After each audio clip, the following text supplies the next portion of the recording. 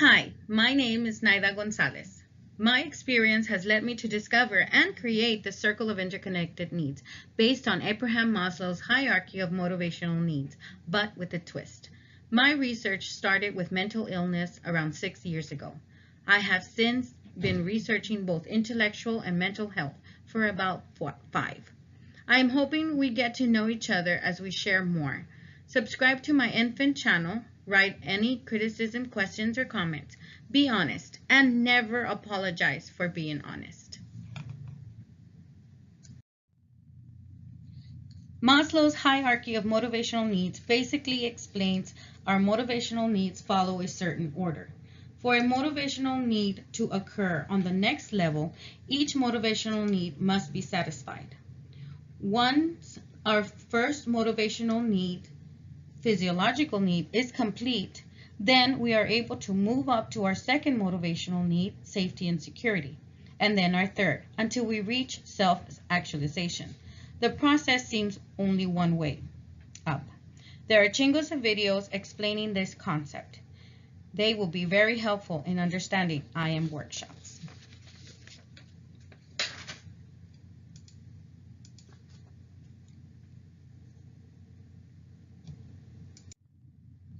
During my research to better understand our intellectual and mental health, I sought more from Maslow's hierarchy of needs. This explanation just didn't make enough sense to me. The journey to self-actualization is a stacking up process and moving one direction. Then, when our need is satisfied, then we move on to the next one until we reach self-actualization. I discovered our needs are in a circular process. The interconnected concept came about a week later. That our needs are in motion about a month after that. I haven't had a life since, and I nearly lost my mind. A brain cell or two started popping. After I designed the circle of interconnected needs, life began to make more sense. Our needs are interconnected, they may change, and they are in motion.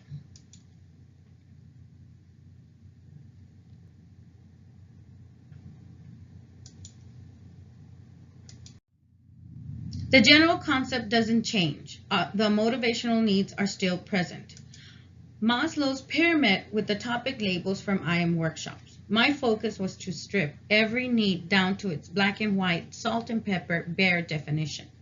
Circle of interconnected needs doesn't follow the concept of once one need is satisfied, then we move on to the next level of the motivational ladder.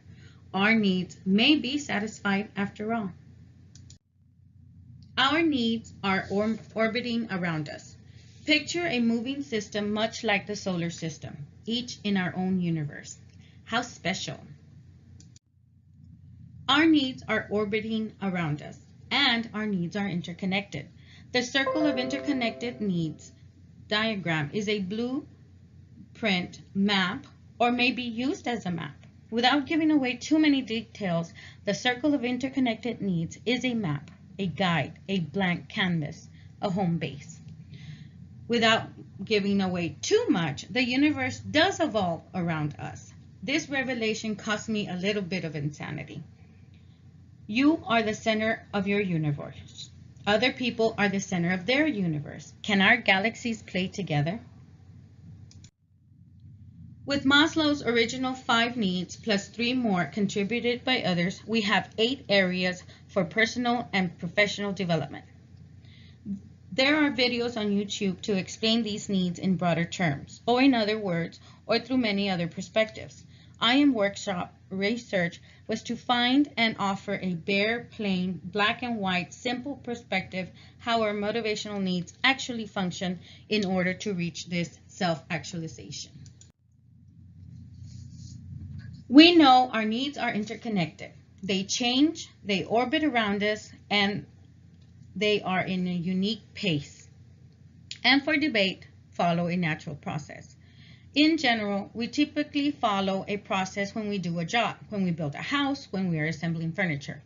Our journey towards self-actualization follows this natural progression of development, much like building a house or starting a garden. How do we effectively learn to do something?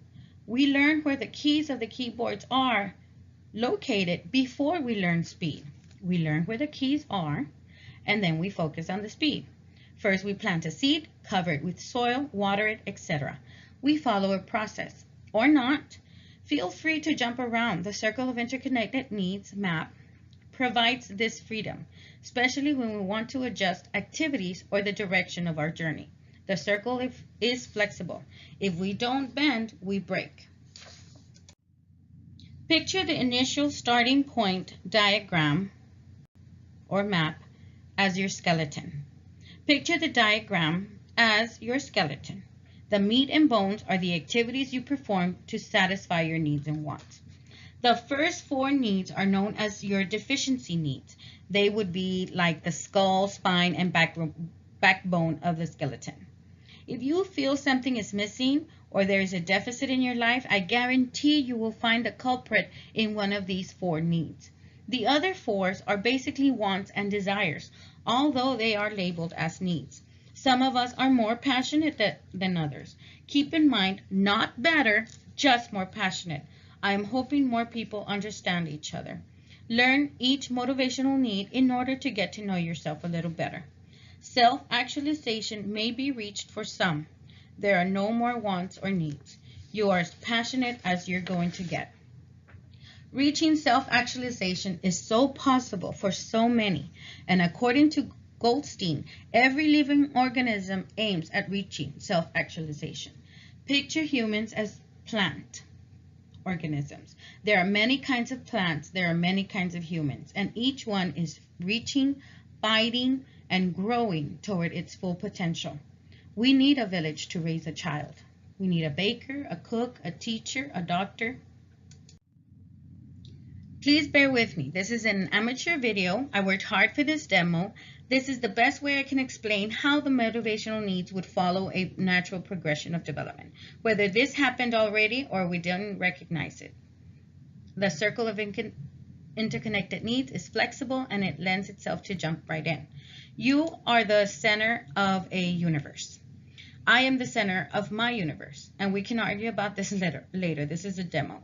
From you, the need to keep our body safe develops. This first absolute survival need starts shaping who we are. When we are born, our bodies are protected and we are fed. Who first protects us when we are born? Who provides the shelter? Who feeds us? Who is meeting our needs? Who teaches us? And what are they teaching? All shape our coin map. From this need, our need for safety and security starts to develop. The area circle forms. This would be a typical natural process of development.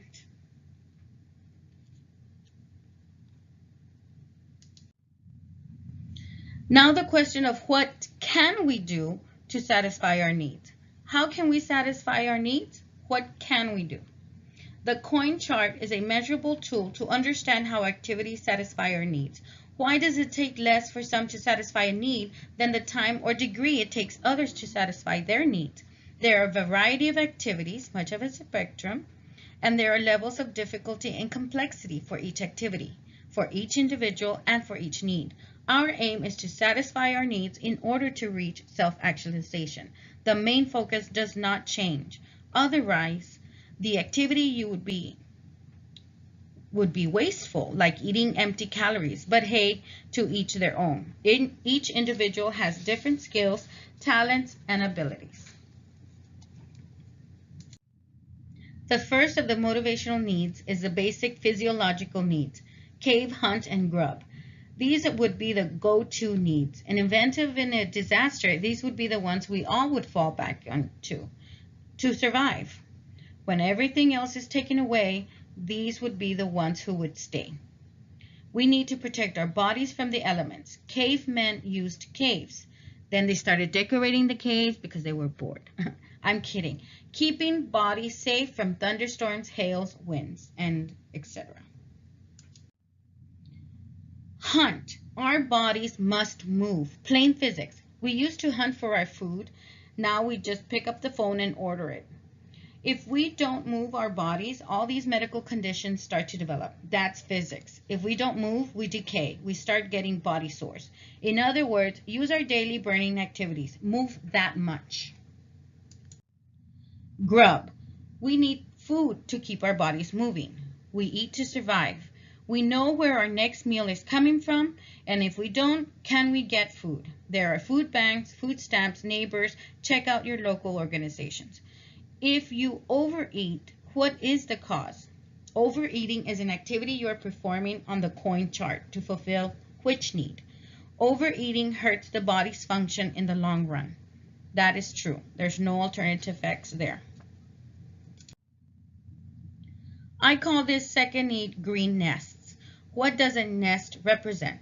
What do we have inside our nest? What are we able to build? Are we able to build another? Will there ever be an occasion where we have to change nests? Do we have the skills to maintain the nest? From our first motivational need, safety and security starts to take shape, or it doesn't, for whatever reason. What activities are preventing satisfying the needs to feel safe and secure? Do you think there are some activities that prevent satisfying your needs? You betcha. Are we performing them? Yep. Go back and look at the activities chart.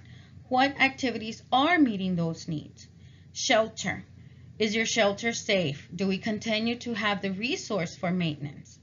Our purpose, our ability to use our skills to apply, qualify, and or retain a job, or find another if something happens.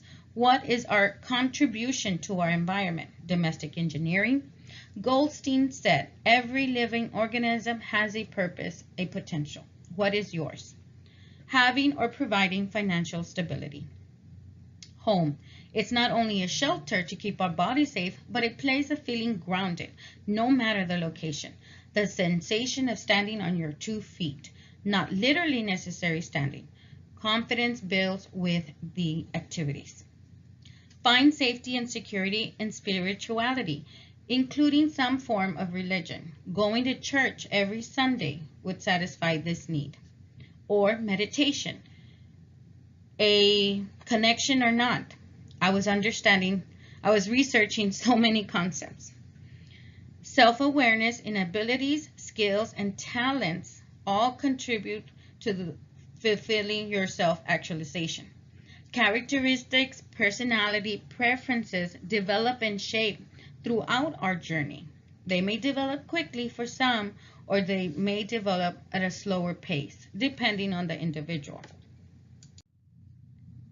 Our third motivational need is belongingness. Me and you rendezvous. This motivational need is twofold. One, those people who you tolerate to be around, and two, those who you want to be around. Are they the same people? You want certain people around because they provide validity, support, and or identity, or not. What activities are you performing to satisfy your third need? Or are we hitting a wall sometimes? Have we found our clan, our gang, our fam? Is our confidence growing through these activities? Are people around you supporting or suppressing? We will find belongingness through relationships or not. Relationships include with our soulmate, our significant other, our mother, our father, our brother, our sister, father, son, in-laws, a friend, neighbor, co-worker, a boss, a stranger, and even our enemy. You are the center of the universe. What activities are we performing to satisfy or jeopardize our belongingness?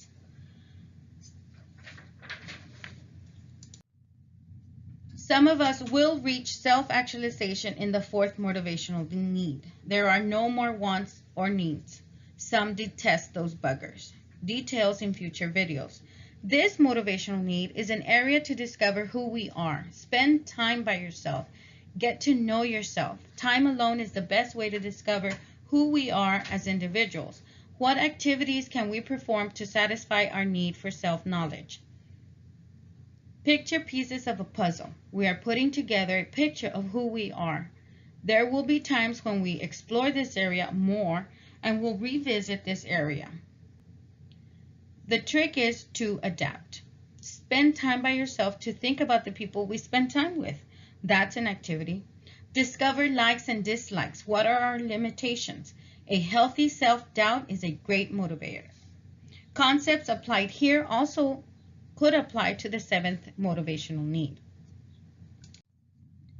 Curious monkey gravitational pull. We have a strong desire for exploring and learning. Example, we want that promotion we know we qualify for and we studied for the exam.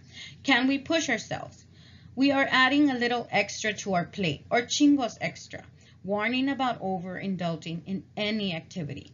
Is there a thing too much of a good thing? What activities are you performing to satisfy this need? If all the deficiency needs are met and we want and desire more, then we are exploring this motivational need. Abraham describes a self-actualized person possesses honesty, trust, which strengthens a certain awareness, which allows freedom. This motivational need satisfies an appreciation for art, some form of art. Which of the five senses do we want to indulge, or in what order, or how much? And do we have the resources? What is your art? What activities are you performing to satisfy this need? Look at your activities chart. Are your wants and needs being met in this circle? Too much of a good thing is not necessarily good, but who determines what is too much? Only the individual can admit to this overindulgence. Sometimes it helps when someone is looking out for us, but will we listen? If your needs are not being met, if you are not satisfied in either of these two area circles, I would revisit the deficiency needs. I would explore those areas a little more before I spend any more time or resources on either the fifth or the sixth motivational needs. If any of this helps anyone, we all come out winning. This is motivational need number 4, to the brim of your potential. Motivational need number 7, all your wants and needs have been met. You are on top of your roof and you feel like you are on top of the world. It is a natural high. I've seen this look in little ones too. They know they have reached a potential and they have satisfied a need. It's a self-satisfying discovery from development. Harvesting and nurturing this will help them as adults. Everyone has something to contribute. Everyone has a purpose. Have fun discovering what that will be. Develop that purpose. It might lead to self-actualization. We are under no obligation to help someone self-actualize. I would like to emphasize this statement. Picture your brim. You are standing on top of the mountain. You feel this natural high. You take a deep breath. You look down and you have this need to help someone self-actualize, to pass this feeling to someone. We do this without any expectations, no coercion, no weapon to anyone's head, under no obligation, no guilt if you don't help anybody, no reward. There's no expectation of a banquet, and no one can force anyone else. It goes both ways. That's what she said. No strings attached. If something goes wrong, you don't mind. It just didn't work out. Our goal is to make our planet a better place. We go out of our way to improve our environment. If you volunteer, it is possible you are in the me and you rendezvous area. Those are the 8 motivational needs. Those do not change. The format, the introduction, the presentation is the innovation. Circle of interconnected needs is a simple starting base, a blank canvas, a map. We can always return to this blueprint. What activities are you going to perform? What need are you targeting? Who is supporting you? Is there honesty, trust, awareness? Are you able to recognize freedom? If you are interested in learning more, please visit us at www.imneeds.com. Workshops are also available for nonprofit organizations, employers, government, and non-government agencies. Please email me at naida@imneeds.com. My intentions are to explain in more details each circle, provide examples for the activities chart, and much more. Let me know what you want through these criticism, comments, statements, or questions. Please click subscribe. Thank you for watching.